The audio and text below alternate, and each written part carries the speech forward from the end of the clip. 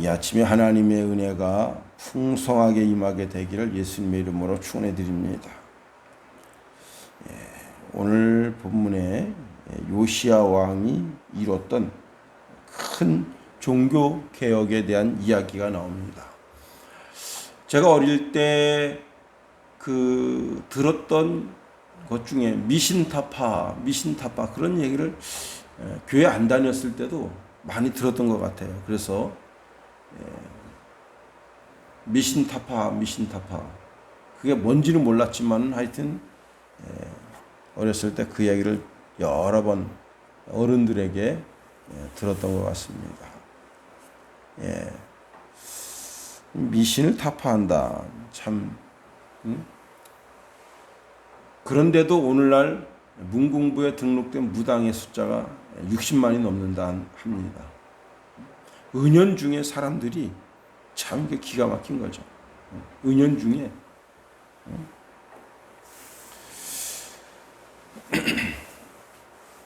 요시야 왕은 하나님으로부터 예루살렘의 패망을 막을 수 없다는 전가를 받았어요.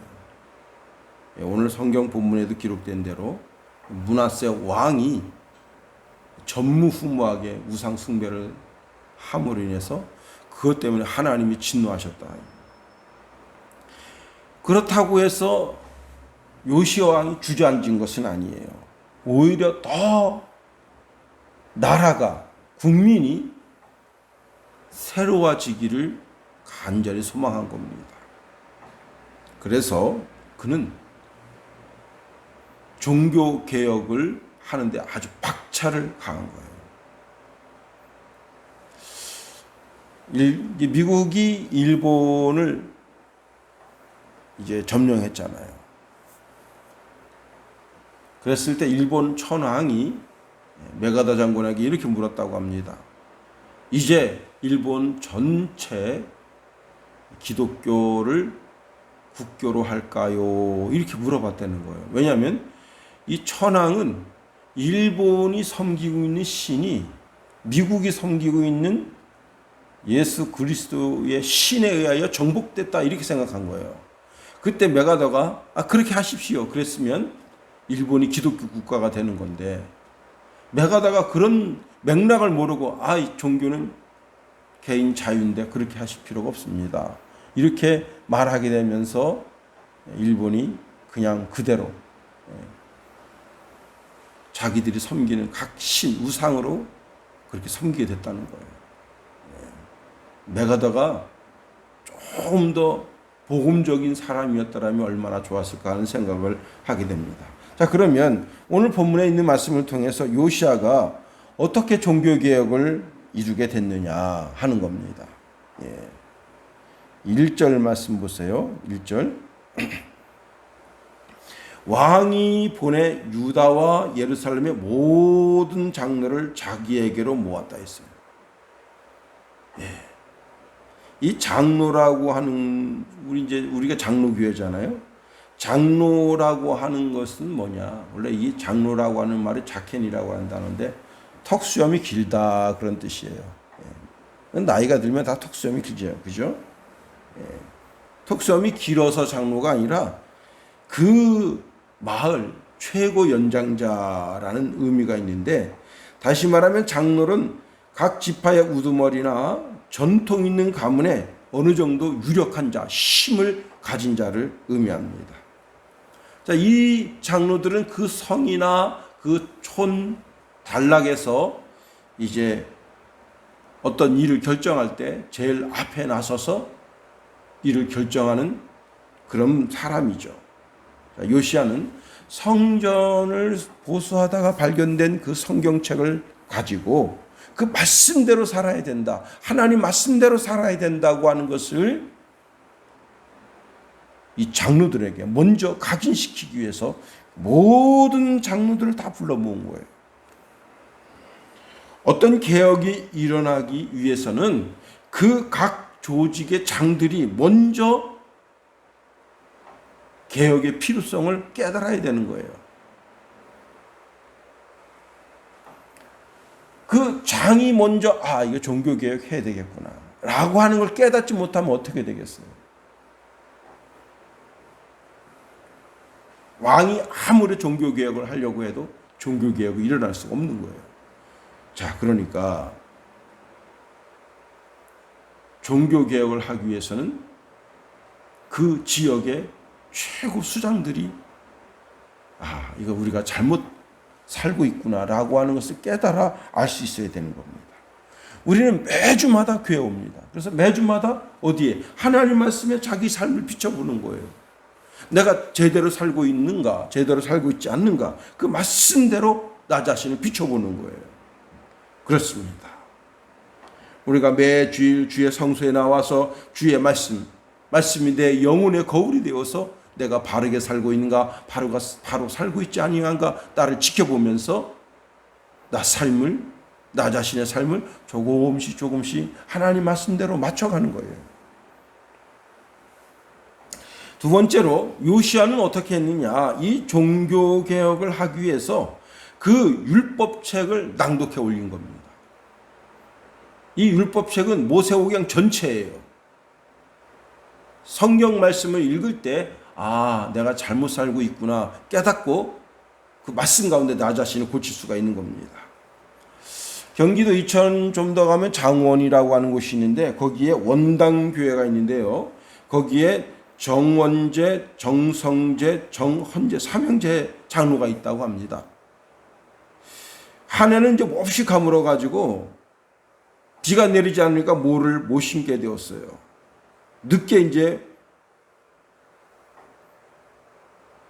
비가 와서 그 비에 의지해서 논을 갈아엎는데 새 장로가 이제 소 힘을 의지해서 논을 갈고 있습니다. 그때 제일 큰 형인 정원재 장로가 뒤에 오는 정성재 장로에게 이렇게 물었다는 겁니다. 오늘 성경 읽었는가? 아이고 형님 못 읽었습니다.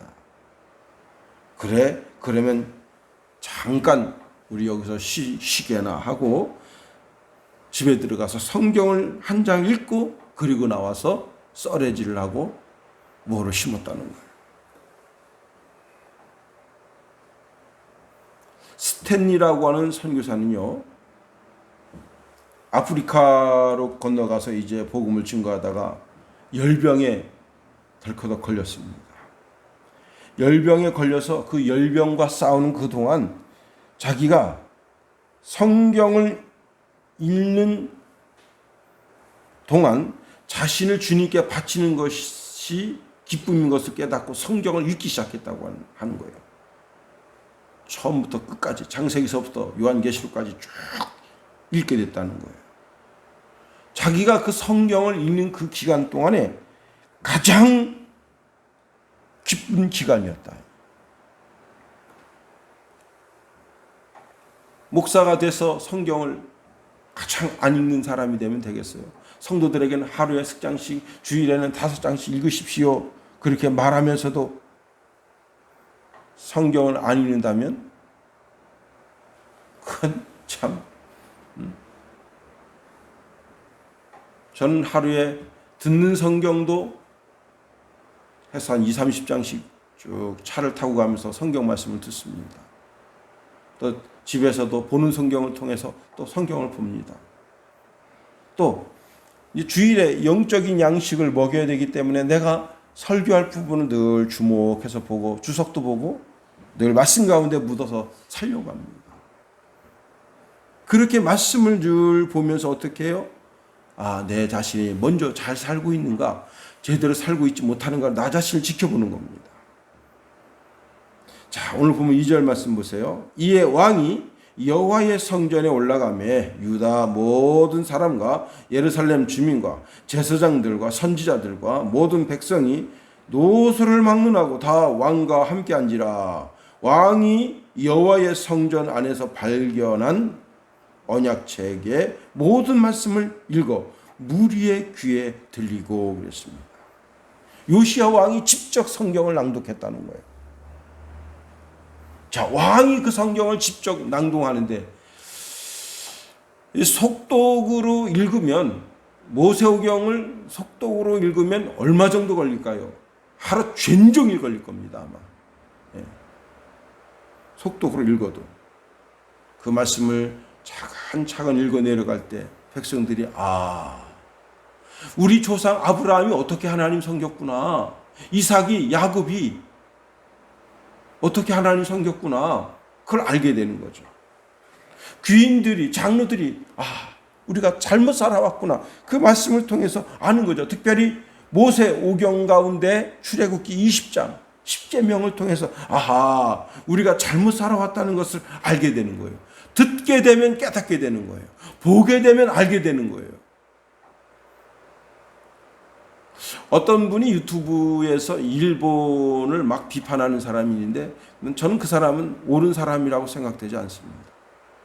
근데 일본에 가서 보면요, 제가 이제 4, 5년 전에 일본의 그 노예 임원 수련회를 가서 봤는데, 그 하천이 정비된 걸 쫙 보고 깜짝 놀랐어요. 우리나라 하천은 정비되어 있지 않아요. 그냥 막 지 멋대로입니다. 근데 일본 하천은 정비가 딱 돼 있어. 물이 흘러가는 곳만 물이 흘러가요. 예.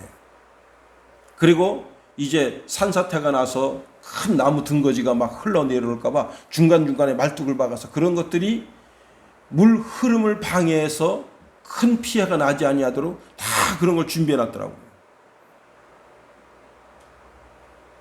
일본이 선진국가입니다. 우리보다 훨씬 선진국가예요.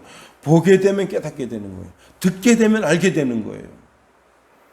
여러분, 말씀을 보고 말씀을 듣고 또 기독교 관련된 영화를 보면서 나 자신의 삶을 조금씩 고쳐나가는 것, 그리고 하나님 말씀 가운데 온전히 서는 것, 그것이 오늘 성도가 해야 할 가장 아름답고 복된 사명이라는 사실입니다.